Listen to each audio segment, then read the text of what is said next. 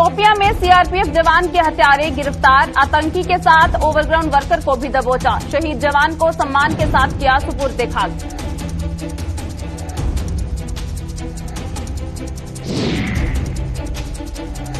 Mughal road पर बर्फ हटाने का काम हुआ शुरू। करीब 28 किलोमीटर तक रोड से हटाई गई बर्फ। 1 महीने तक ट्रैफिक बहाल होने की संभावना।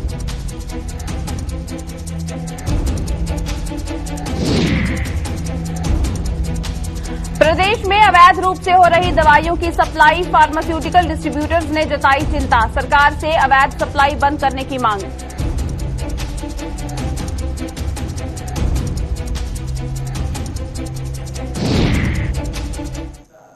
नमस्कार, बुलेटिन में आप सभी का स्वागत है और मैं हूं चेतना शर्मा आपके साथ। चलिए खबरों का सिलसिला शुरू करते हैं। शोपियां में छुट्टी पर आए सीआरपीएफ जवान की हत्या करने वाले आतंकी को जम्मू कश्मीर पुलिस ने एक ओवरग्राउंड वर्कर सहित गिरफ्तार करने में सफलता हासिल की है। गिरफ्तार किए गए आतंकी और इसके सहयोगी से हथियार भी बरामद किए गए हैं। इस दौरान शहीद सीआरपीएफ के जवान को पूरे राष्ट्रीय सम्मान के साथ उसके गांव छोटेपुरा में सुपुर्द खाक किया गया। शहीद की अंतिम यात्रा में काफी संख्या में लोग शामिल हुए, जिन्होंने शहीद को नम आंखों से विदाई दी।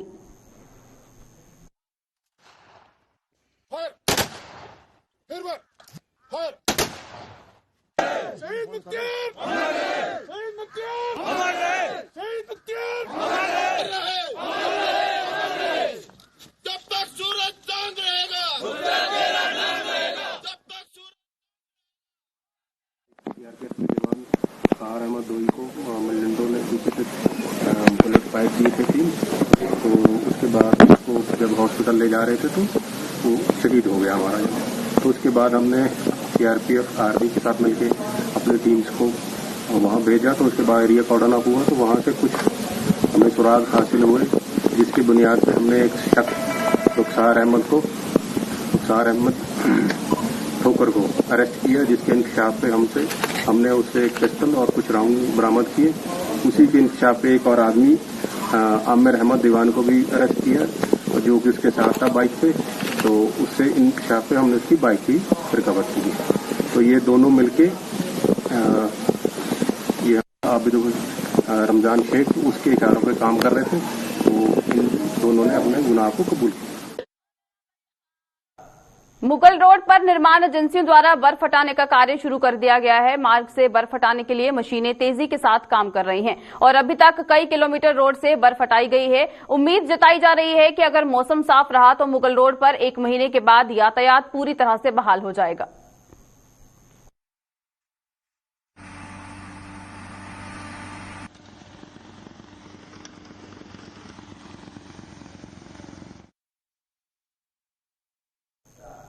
जम्मू फार्मास्यूटिकल डिस्ट्रीब्यूटर्स एसोसिएशन ने सरकार से बाहरी राज्यों से अवैध रूप से आने वाली दवाइयों पर रोक लगाने की मांग की है।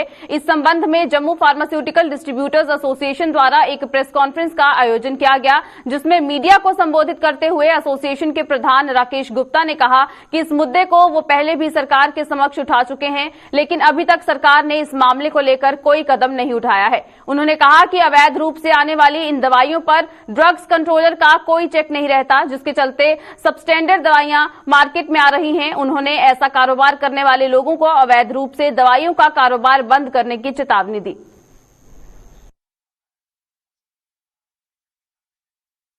इसमें हमें भी खबरें थी कि अनऑथोराइज्ड चैनल से सामान आ रहा है काफी स्टेट से, जहां जो ऑथोराइज्ड स्टॉकिस्ट नहीं है और ना ही कंपनी से उनको माल आता है। तो इसमें पूरे चांसेस बन जाते हैं कि सब स्टैंडर्ड और सुपीरियर ड्रग्स का आना बहुत आसान हो जाता है मार्केट में, जो हमें कतई ना तो मंजूर होगा ना ही हम आने देंगे। मीडिया के माध्यम से मैं तमाम अपने जितने भी लोग ट्रेड में हैं तो व्यापार के, चाहे वो होलसेल लेवल के या रिटेल लेवल में, ये हमारी चेतावनी समझ ले, क्योंकि हमारी स्टेट ड्रग कंट्रोल डिपार्टमेंट तो इफेक्टिवली सब चीजें चेक कर रहा है, मगर जैसे ऑनलाइन कोई दवा मंगवाता है वो सीधी पेशेंट के घर में जाएगी। उसमें ड्रग कंट्रोल क्या करेगा, उसकी एफिकेसी या टेस्टिंग क्या करेगा और हम क्या करेंगे उसमें। तो ऐसे ही मैं सबको चेतावनी दे रहा हूं, कोई भी अनऑथोराइज्ड चैनल से अगर हमारी नोटिस में आ गया मंगवा रहा है माल और इंसानी जानों को खतरे में डाल रहा है, तो हम उसको टोटली नॉन कोऑपरेट करेंगे। जम्मू कश्मीर रहबरे तालीम टीचर्स फोरम ने सरकार से पुरानी पेंशन स्कीम लागू करने की मांग की है। जम्मू में आयोजित एक प्रेस कॉन्फ्रेंस के दौरान फोरम के चेयरमैन फारूक अहमद तांतरे ने बताया कि राजस्थान और उत्तराखंड सरकार ने अपने राज्यों में पुरानी पेंशन योजना को लागू करने का फैसला किया है। उन्होंने कहा कि इन राज्यों के तर्ज पर एलजी प्रशासन भी जम्मू कश्मीर में पुरानी पेंशन को लागू कर कर्मचारियों को राहत दे। वहीं फारूक अहमद तांतरे ने सरकार से रहबरे तालीम टीचर्स के लिए ट्रांसफर पॉलिसी बनाने की भी मांग की। वो यह है कि न्यू पेंशन स्कीम जो पूरे हिंदुस्तान में लागू है और हमारी सरकार ने भी 2010 में यहाँ पे लागू किया है, इसको स्क्रैप करके ओल्ड पेंशन स्कीम को रेस्टोर किया जाए। ये तमाम मुलाजिमों की डिमांड है और हमारी फोरम की भी डिमांड है। जैसे राजस्थान सरकार और उत्तराखंड सरकार ने फैसला लिया है, उसी तर्ज पे हमारे एलजी साहब भी फैसला ले। दूसरी बड़ी डिमांड है, रहबरे तालीम टीचर्स की अभी तक कोई कंप्रहेंसिव ट्रांसफर पॉलिसी नहीं आई है। हम एक ही जगह पे 20 साल से काम कर रहे हैं, इससे क्वालिटी एजुकेशन पे बुरा असर पड़ रहा है। हम चाहते हैं बच्चों के फायदा के लिए और क्वालिटी एजुकेशन को मजीद बढ़ाने के लिए रहबरे तालीम की ट्रांसफर लाजमी है। हम समझते हैं लाजमी। मैं फारूक अहमद ऑल जेएनके के 10+2 लेक्चरर्स एसोसिएशन ने उनकी मांगें स्वीकार करने के लिए सरकार का आभार जताया है। जम्मू में आयोजित एक प्रेस कॉन्फ्रेंस के दौरान एसोसिएशन के प्रधान मनजीत सिंह चिप ने कहा कि उनकी तमाम मांगें स्वीकार की गई हैं और जल्द उन्हें हल करने का आश्वासन भी दिया गया है। उन्होंने कहा कि सरकार ने कुछ मांग पूरी कर दी है और कुछ का समाधान करने का आश्वासन दिया है। और उसके ऊपर हम आज डिस्कशन के लिए जहां लोगों को बुलाया था कि हमारा ये इश्यूज अभी डिपार्टमेंट ने एक्सेप्ट किया है और बड़ी जल्दी ही वो इस डिमांड को फुलफिल करने जा रहे हैं। तो प्रिंसिपल सेक्रेटरी साहब जो हमारे बीके सिंह साहब और उनकी टीम एलजी साहब का हम शुक्रिया अदा करते हैं कि वो उन्होंने हमारी इस डिमांड को एक्सेप्ट किया है और वो जल्दी इसको पूरा करेंगे। इसके साथ साथ हम डिपार्टमेंट ऑफ स्कूल एजुकेशन का खासकर हमारे प्रिंसिपल सेक्रेटरी बीके सिंह साहब और उनकी टीम का धन्यवाद करते हैं कि उन्होंने डिपार्टमेंट में एक साल के अंदर जो एक ड्रास्टिक चेंज लाई है, चाहे वो एटीडी ट्रांसफर पॉलिसी से लेके प्रमोशन से लेके एक साल के अंदर कम से कम 2400 लेक्चरर सीनियर लेक्चरर बनाए गए एक साल के अंदर और एक एचआरएम सेल का गठन किया गया। उसके दौरान उस एचआरएम सेल में बड़े सालों से रेगुलराइजेशन का इशू था लोगों का, वो बड़ी फास्ट ट्रैक पे टेकअप किया गया और जितने भी इश्यूज थे टीचर फेडरिटी के, चाहे उनको ग्रेड 1 या ग्रेड 2 बाकी भी जितने इश्यूज थे वो बड़ी एक साल के अंदर बड़ी हद तक। जम्मू कश्मीर टीचर्स फोरम द्वारा आज जम्मू में सदस्यता अभियान चलाया गया। इस अभियान की अगुवाई फोरम के प्रांतीय प्रधान कुलदीप सिंह बंदराल और जिला प्रधान भारत भूषण शर्मा ने की। इस अवसर पर फोरम के चेयरमैन गणेश खजूरिया ने कहा कि ये सदस्यता अभियान 30 जून तक जारी रहेगा। उन्होंने कहा कि सदस्यता अभियान का उद्देश्य अधिक से अधिक टीचर्स को फोरम के साथ जोड़ना है। उन्होंने कहा कि कुछ लोग जम्मू कश्मीर टीचर्स फोरम से मिलता जुलता नाम रखकर टीचर्स को गुमराह करते हैं। इन लोगों से टीचर्स को दूर रखने के लिए इस अभियान का आयोजन किया गया है। और ये जो मेंबरशिप ड्राइव है जम्मू डिस्ट्रिक्ट के अंदर कुलदीप सिंह बंदराल हमारे प्रोविंशियल प्रेसिडेंट और डिस्ट्रिक्ट प्रेसिडेंट भारत भूषण शर्मा जी की अध्यक्षता में जहां पर हम कर रहे हैं और मैंने खुद ये लॉन्च किया जम्मू डिस्ट्रिक्ट में। जे 30 जून तक हम इसको कंप्लीट करेंगे ताकि, क्योंकि इसका जो मेन मोटिव है, ये मोटिव है कि जो हम लोग इतनी स्ट्रगल की, आज तक हमने टीचरों को इतना कुछ दिलाया, उसे दिलाने के बाद लोग कम से कम रिमोट एरिया में लोगों को अभी थोड़ी कमी है कि जम्मू कश्मीर टीचर्स फोरम क्या है और कुछ लोग कंफ्यूजिंग नाम डाल देते हैं, नाम हमारा यूज करते हैं, साथ एक दो शब्द जो है, एक दो अक्षर जो है वो अपना जोड़ लेते हैं। लोगों में कंफ्यूजन है, लोगों में कंफ्यूजन क्रिएट की जाए, कंफ्यूजन खत्म की जाए। तो उसके लिए हम जो मेंबरशिप ड्राइव जो है वो कर रहे हैं कि ताकि लोगों को पता चले जम्मू कश्मीर टीचर्स फोरम कौन से इसके जो हैं लीडर्स हैं और किसकी ऑर्गेनाइजेशन और कैसे ऑर्गेनाइजेशन जो है उसने क्या अचीवमेंट्स किए और जो क्या करता है। रोटरी क्लब कठुआ द्वारा विर्क आईवीएफ केंद्र जालंधर के सहयोग से कठुआ में फ्री मेडिकल चेकअप कैंप का आयोजन किया गया, जिसका उद्घाटन लखनपुर म्युनिसिपल कमेटी के पूर्व प्रधान रविंद्र शर्मा ने किया। इस कैंप में डॉक्टरों की विशेष टीम ने 100 के करीब निसंतान दंपतियों की जांच की और उन्हें परामर्श दिया। इस अवसर पर रोटरी क्लब कठुआ की प्रधान सत्यदीप भी मुख्य रूप से छोड़ा। दोस्तों, ये बहुत बड़ा इनकलाब है, बहुत बड़ा इनकलाब है और ये पंजाबी कर सकते थे पूरी दुनिया में और किसी की ताकत नहीं है। पंजाब के लोग ही कर सकते थे, पूरी आप लोगों ने झाड़ू चला दी।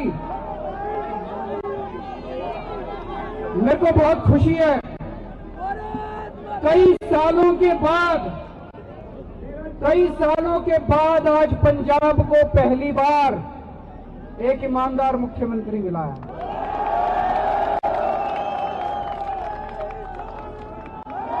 मेरा छोटा भाई भगवंत कट्टर ईमानदार है, ईमानदार सीएम मिला है, ईमानदार सरकार बनेगी। अगर कोई हमारा अपना मंत्री भी, अगर हमारा कोई एमएलए भी अगर इधर उधर करेगा, उसको बख्शेंगे नहीं, सीधा जेल भेजेंगे। कट्टर ईमानदार सरकार होगी। पंजाब को लूट रहे थे जो ये लोग, ये लूट बंद होगी।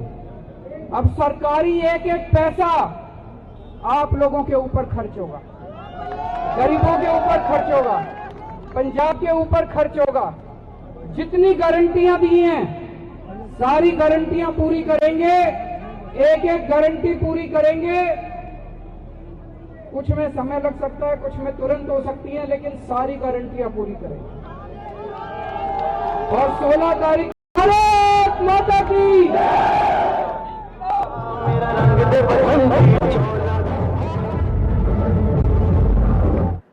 बिल्कुल सुनिया तुसी भगवंत मान ते अरविंद की।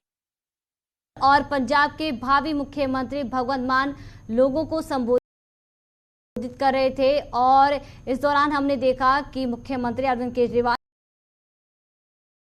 ने बड़े बड़े दिग्गज नेताओं के नाम गिनाए और उन्होंने कहा कि देखिए कैसे पार्टी ने बड़े बड़े दलों को और बड़े बड़े नेताओं को पछाड़ा है। अब मौका आम आदमी पार्टी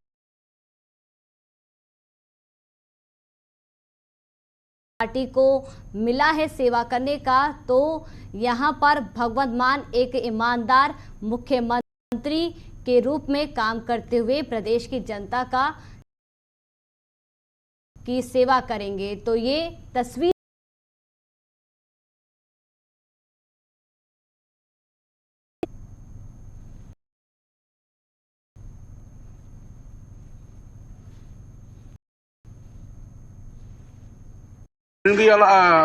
स्कूल की जी बिल्डिंग बनी ही तो क्या सरकार दे कुदे लिखोए दा होना कि ये बिल्डिंग किहड़े सन बनी और कदों बनी ही। जरूर इन्हें चीजें की पंचायत या लोग दसन उदों पहला गै मैं एजुकेशन डिपार्टमेंट की आखना चाहना कि इन्हें ऐसी जी बिल्डिंग उन्हें निशानदेही करी है, उनके पर फौरन प्रायोरिटी पर काम होना चाहिए। और मैं पिछले दिन भी साड़ी जी डीडीसी मैडम शारदा भाऊ ही उन्हें भी मैं दसिया हा, लेकिन उन्हें भी अपने लैटर हैड पर लिखी है भेजे दा है। अपने क्या नाम CPO साहब ने भी पूछा कि तुंदे स्कूल अगे पिछे एरिया कोई तुंदी एरिया च कोई स्कूल अगर है ऐसा, तो मैं उन्हें आख्या कि मेरा स्कूल एक ऐसा उसकी बड़ी बुरी हालत है तो इसी फौरन तुम अपने वो रखाओ ताकि जल्दी को जल्दी बनी जाए। सर पहले बैक टू विलेज जो प्रोग्राम होते थे तो 2 बार तो सरपंच साहब ने भी लिख कर दिया है, तो मैंने भी अनसेफ बिल्डिंग, क्योंकि मैंने सोचा अगर ये बच्चों के सिर पर गिरेगी तो नेचुरली हेड पर ही आती है बात, तो मैंने लिख के तो वो एप्लीकेशन दे दी। तो अब सर देखो अब क्या करते हैं हमारे सी साहब, किला जो कमरा थोड़ा सा सेफ लगता है फिर वहाँ हम बच्चों को बिठा देते हैं सबको, नहीं तो हमारी कोशिश होती है बाहर वृक्ष के नीचे बिठाया जाए। लेकिन एक बार ऐसे वृक्ष के नीचे भी हमने बिठाया था तो ऊपर से सांप गिरा, तो मैं वृक्ष के नीचे बिठाने से भी बच्चों से डरती हूँ। और सर रही बात जहाँ पर ऑफिस है हमारी चेयर वगैरह जो लगी हुई है, मैं तो हमने मैट वगैरह बिछाए, चलो थोड़ा ऑफिस को डेकोरेट करते हैं। तो सर जब मैंने पीछे देखा तो सांप बिल्कुल मेरे सिर के पास ऐसे करके बैठा हुआ है। तो सर ने देखा मैंने तो पीछे देखा नहीं, और सर ने सोचा अगर मैं ऐसे बोलूंगा तो मैं चिल्लाएंगे तो सांप आ जाएगा। बस सर 2-3 बार तो सांप इधर से गांव के लोगों ने मारे हैं। बड़ी बुरी हालत है सर, बहुत ही ज्यादा बुरी हालत है। उनकी वाकई जो इम्प्रूवमेंट होनी चाहिए थी वो नहीं हुई। बिल्डिंग की हालत थोड़ी प्रॉब्लम है यहाँ पे, तो हम उससे आज ही बैठ के तो नया प्लान बना रहे हैं। इस हिसाब से मैं अभी तो आने वाले टाइम में कोशिश ये की जाएगी कि अच्छी बिल्डिंग यहाँ पे प्रोवाइड की जाए स्कूल की। बाकी ऐसी कोई बात नहीं है, बच्चों से मैंने इंटरेक्शन हुई है, टीचर से इंटरेक्शन हुई है, बच्चों का बाकी पढ़ाई चल रही है, सिर्फ बिल्डिंग की प्रॉब्लम है और बिल्डिंग हम जल्दी से जल्दी हम इसको कोई ना कोई ऑल्टरनेट निकाल के आने वाले फाइनेंशियल ईयर जो भी आएगा उसमें नई बिल्डिंग को कोशिश करेंगे कि 3-4 रूम का मिल जाएगा। अभी जम्मू के जीएमसी अस्पताल में पार्किंग की बद से बदतर हो रही व्यवस्था से लोग परेशान हो रहे हैं। पार्किंग का दोबारा टेंडर न होने से लोग बेतरतीब ढंग से गाड़ियां पार्क करने को मजबूर हो रहे हैं, जिससे मरीजों और उनके तीमारदारों को दिक्कतें सहनी पड़ रही हैं। इस बात पर क्या कहना है स्वयंसेवियों व आम लोगों का, आइए आपको बताते हैं। जब टेंडर हुआ करता था तब इतनी समस्या नहीं थी, क्योंकि पार्किंग की पर्ची ली जाती थी, उसको जगह दी जाती थी और जो लड़के होते थे जो पार्किंग वाले वो गाड़ी आगे पीछे करवाते थे। आज जो काम बाकी लोगों का है वो सिक्योरिटी वाले काम कर रहे हैं और इसका ये समाधान ये है कि ये जो कहते हैं ना कि गाड़ी इधर मत लगाओ, अंदर मत लगाओ, आगे चले जाओ, कहीं भी आपको गेट के अंदर, हॉस्पिटल के गेट के अंदर आपको गाड़ी लगाने की जगह नहीं मिलेंगी। फिर एक अगर आप गेट के बाहर लगाते तो वहाँ पे ट्रैफिक वाले आपकी गाड़ी उठा के ले जाएंगे। फिर सवाल ये उठता है कि अगर कोई पेशेंट आ रहा है उसका अटेंडेंट को गाड़ी नहीं लगाने देते तो ये सवाल फिर ये बनता है कि हम गाड़ी कहाँ पे लगाएं। ये इनके पास उसका जवाब नहीं है कि आप ये हमारी पार्किंग है जहाँ पे आप गाड़ी लगा सकते हो पेड पार्किंग के लिए, लेकिन पेड पार्किंग जहाँ पे तो है नहीं। परमानेंट सोल्यूशन ये है कि जो इन्होंने आज तक नहीं सोचा है, परमानेंट सोल्यूशन ये है कि पार्किंग स्पेस बढ़ाने की जरूरत है। आपने जहाँ पे देखा कि जो अभी एक नई और इमरजेंसी बनी थी उसके नीचे जो अंडरग्राउंड पार्किंग बड़े आराम से बन सकती थी, जहाँ पे डॉक्टर पार्किंग है जहाँ पे आपकी पार्किंग बन सकती है। एक पार्क आपका वैसे ही पड़ा हुआ है, उसमें कोई पौधे वगैरह घास वगैरह नहीं लगाई है, वहाँ पे आपकी पार्किंग स्पेस बढ़ सकती है। ओपीडी के सामने एक साइड पे आपकी पार्किंग स्पेस बढ़ सकती है। आजकल तो एक कनाल जगह हो तो वहाँ पे मल्टी स्टोरी बिल्डिंग बना के पार्किंग बन सकती है। तो कि हमारी इमरजेंसी जहाँ हॉस्पिटल कोई भी गाड़ी पार्क करता है उसको चाहिए कि गाड़ी को पार्किंग वाली जगह गाड़ी पार्क करे।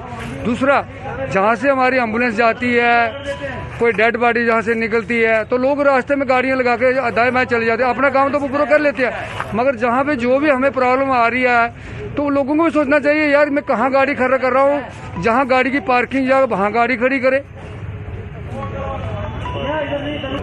देखो ये हमारे लोग काम कर रहे हैं, अगर जहाँ पे ये गाड़ी ठीक टाइम से ठीक जगह लगी हो, हमारे लोग अपने जो इनकी ड्यूटी है वो अपनी ड्यूटी करें। जहाँ पे भी हमें प्रॉब्लम आती है, गाड़ी जा रही है नहीं, पीछे कोई एम्बुलेंस आई है, पेशेंट बैठा हो, कोई सीरियस पेशेंट हटा रहा है, उसको अंदर करना, उसको बाहर करना, तो ये हमारी जवाबदारी बनती है सिक्योरिटी की। तो इसलिए हम ये रास्ता खाली करा रहे हैं कि लोगों को भी थोड़ा जागरूक होना चाहिए कि आप लोग क्यों ये रास्ते में गाड़ियाँ लगा रहे हो। हम बोलते हैं फिर भी छोड़ के चले जाते हैं, अपने आप ही सेंस होनी चाहिए। डॉक्टर पार्किंग के हर बंदे के पास पहले क्या था कि किसी के पास गाड़ी, हर एक इंसान के पास गाड़ी है। गाड़ी इतनी हो गई है कि गाड़ी पार्किंग करने का हॉस्पिटल हमारे में जगह नहीं इतनी है।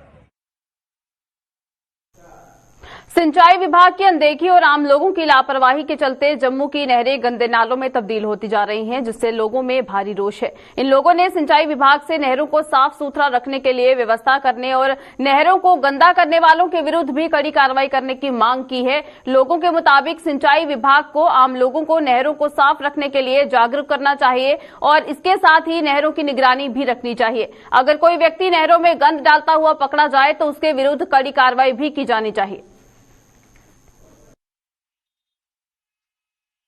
देखिए, अब तो जम्मू की जो डेवलपमेंट और ड्यूटी बन गई है, अभी तो गवर्नर साहब काफ़ी इसके ऊपर जोर दे रहे हैं कि सफाई के ऊपर भी। रोड्स देखिए, हमारी अच्छी रोड्स बन गई हैं, फ्लाईओवर बन रहे हैं।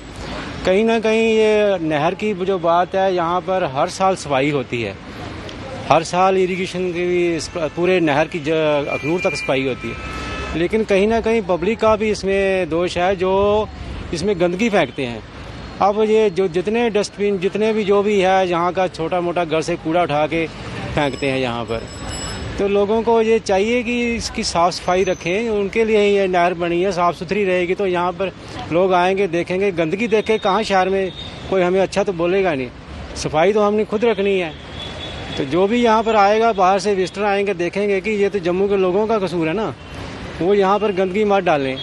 मैं तो कर कोई फाइन होना चाहिए, फाइन भी होना चाहिए, कुछ एडमिनिस्ट्रेशन को लगानी चाहिए, यहाँ पर ड्यूटी लगा दें किसी भी की, जो भी यहाँ पर गंदगी फेंकता है उसको पकड़े और कुछ ना कुछ उसको समझाए पहले प्यार से तरीके से। अगर नहीं समझते तो वहाँ पर बोर्ड्स वगैरह लगाएं, एडवर्टाइजमेंट कर दें कि यहाँ कोई गंदगी डालता पकड़ा गया या उसको फेंकता पकड़ गया उसको जुर्माना लगेगा।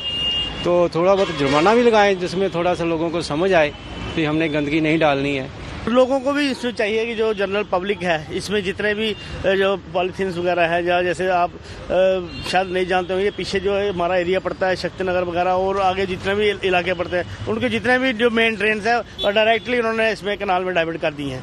ये एक बहुत जो है गलत बात है, क्योंकि जो नालों का जो गंदा पानी इस नहर में आता है उस वजह से इस नहर की जो शुद्ध पानी जो किस्म का ये अपने दरिया का या आता था खनूर का, उसमें भी काफ़ी जो है लोगों को, अगर लोग नहाते भी हैं उससे लोगों को साइड इफेक्ट्स बीमारी वगैरह लगने का भी खतरा रहता है। गवर्नमेंट को चाहिए कि टाइमली इनिशिएटिव, सबसे बड़ी चीज़ होती है टाइमली जो टेंडर करते हैं, ये टाइमली टेंडर करें। लेट हर साल इनका यही होता है कि फिर बाद में जो कॉन्ट्रैक्टर होता है उसके बाद प्रेशराइज करते हैं कि जल्दी से जल्दी करो, फिर वो कॉन्ट्रैक्टर भी क्या करते हैं, लीपा पोथी करते हैं, यहाँ से मटेरियल उठाया आगे डाल दिया। जी एक टाइम है ये पहले इसकी मैनुअल सफाई होती थी, आजकल जेसीबी से होती है, और आप लोग खुद समझ सकते हैं कि जेसीबी से जब सफाई हो तो कितना फास्ट काम हो सकता है। आप इसी को मानते? हाँ, जो लोग जो है जो ऐसे करते हैं, जैसे अब ये देखो ये जो ड्रेन्स वगैरह है, जो नाले बड़े बड़े नाले इसके नहर के अंदर डाले हुए हैं, वो तो जनरल पब्लिक की गलती नहीं है, वो गवर्नमेंट की गलती है। वो जो जहाँ ये म्यूनसिपल लिमिट के अंदर जो आते हैं ये म्यूनसिपैलिटी की गलती है। जो जनरल पब्लिक है, जनरल पब्लिक जो डायरेक्टली जो नहरों में पॉलीथीन जब कुछ भी फेंकते हैं वो हम मानते हैं वो पब्लिक को उसमें जो फाइन हो कुछ तो गवर्नमेंट उसमें रखे उनको रोकने के लिए। जहाँ जैसे इसकी जो सारी चारों तरफ जो है इसको जैसे बैरिकेडिंग करे, जैसे नेट्स वगैरह जाले वगैरह लगाए, जिससे मतलब लोग गंदगी भी कम फेंके। और इसमें आपको पता हर साल एक पॉइंट और जो आपको नोटिस में लाना चाहता हूँ, इसमें हर साल सुसाइड्स के केस जो है ना वो बड़े ज़्यादा बढ़ते हैं। जैसे कहीं भी ब्रिज ब्रूज है वहाँ कोई भी बाउंड्री वाल अच्छी तरीके से कोई भी फेंसिंग इन्होंने नहीं की है। तो मैं ये भी इनसे रिक्वेस्ट करूँगा आपके माध्यम से गवर्नमेंट के कि नहर को पूरी तरीके से इसको फेंसिंग की जाए, क्योंकि इसमें जो है सुसाइड के केस हो कम से कम। बड़ी ब्राह्मणा की मेन मार्केट में स्ट्रीट लाइट्स खराब होने से स्थानीय दुकानदारों के साथ साथ आम लोगों में भी भारी रोष है। इन लोगों का आरोप है कि सरकार की ओर से लगाई गई तमाम स्ट्रीट लाइट्स इस समय खराब पड़ी हुई हैं, लेकिन कोई भी इनकी मरम्मत के लिए कदम नहीं उठा रहा है, जिसके चलते शाम ढलते ही अंधेरा छा जाता है और लोगों को कई परेशानियों का सामना करना पड़ता है। इन लोगों के मुताबिक अंधेरा होने के कारण कई लोग हादसे का भी शिकार हो जाते हैं। स्थानीय लोगों ने सरकार से जल्द नई स्ट्रीट लाइट्स लगाने की मांग की है। इस मार्केट सारे जी तो दिखा करे सामने मेन चौक है साढ़े बड़ी ब्राह्मणा इतने जी लाइट लगी दी है, ये जो ही लाई दी है लखा रुपए गवर्नमेंट ने खर्चे कीते, लेकिन चलती नहीं है। हाली भी तुम देखा हाली भी इधर हनेरा और बकायदा सवेरे परसों कोई सवेरे 5:30 बजे एक्सीडेंट भी होए थे और बड़ा जबरदस्त। तो गवर्नमेंट की इहदे पर कोई ध्यान देना चाहिए, लाइटा ठीक होनी चाहिए। और ये सारिया दियां ने जिसले बारिश आती है कोई पता नहीं को पहले 2 जो पोल लगाए वो डिगी भी पे है, ओरे चुकी है गवर्नमेंट ने दोबारा 2 लाए, लेकिन अभी बेकार गया। वो जो ऊपर चलता कोई 1.5 महीना पहले उसे अपने आप अग लगी हुई है। तो फिर गवर्नमेंट ने आए उन्हें जेडे आए उन्हें चेंज चूज करिए लाया, तो लेकिन इस मौके देखो बिल्कुल इधर हनेरा एक्सीडेंट सवेरे शामी को कुछ टाइम मतलब होंगे रोंदे है जी, कोई टाइम नहीं है। गवर्नमेंट की इहदे पासे ध्यान देना। ये देख लो सामने नाइर मारो, एक को लाई दी, एक को सामने म्यूनसिपैलिटी ने लाई दी है, वो सामने ये लाई दी ना। ये पहले जिले लाइया तो 1 महीने बाद गना आंधी आई तो थले पईए। उस दिन गवर्नर साहब की मूवमेंट भी आई है, ट्रैफिक ने लगी आपू ये चुकी चाकी ना साइड से की कने लाइया। फिर वो दोबारे टीम आई एक, उन्हें दोबारे ये पोल लाया जो बंद पे इस मौके। ये भी कोई महीना चलिया, वो बाद अज ये हालत देख लो, ये भी बंद पे। एक ये अग पई अपने आप के, ये बैटरी गेट थले डिगी, तो यह है कि ये भी देखो बंद पे। कदों तो बंद पे ये जो लाए हैं ਉਹਦੇ ਬਾਅਦ कोई खिचिए महीना चले देना, महीने बाद ये डिगी है ना। ਤੇ ਲੱਗਦਾ ਕਿੰਨੇ ਚਿਰ ਪਹਿਲੇ ਲਾਏ ਹੈ ਇਹ ਅੱਜ ਤੋਂ ਲਾ ਲਓ ਕਿ ਸਾਲ ਪਹਿਲੇ ਦੀ ਗੱਲ ਹੈ, ਸਾਲ ਪਹਿਲੇ ਦੀ ਆ। ਸਾਲ ਬਾਅਦ ਦਾ ਕੋਈ फायदा नहीं मिला, साल के बाद एक ਜਿਹੜਾ पोल महीने बाद डिगी पिया। चलिए बुलेटिन में फिलहाल इतना ही, दीजिएगा इजाजत, नमस्कार।